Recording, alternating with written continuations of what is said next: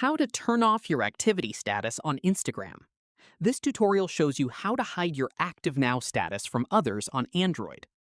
First, open the Instagram app on your Android device and tap your profile icon at the bottom right corner of the screen.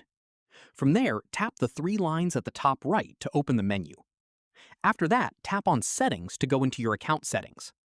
At this point, scroll down and tap on Messages and Story Replies to open that section.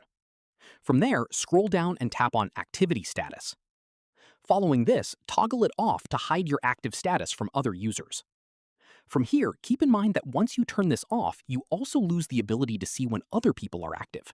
It works both ways, so you won't be able to see anyone else's activity status either. Finally, once the toggle is off, close the Instagram app completely and reopen it to make sure the change has taken effect properly. That's how you turn off your activity status on Instagram. If this helped, drop a like, subscribe for more Android tutorials, and I'll catch you in the next one.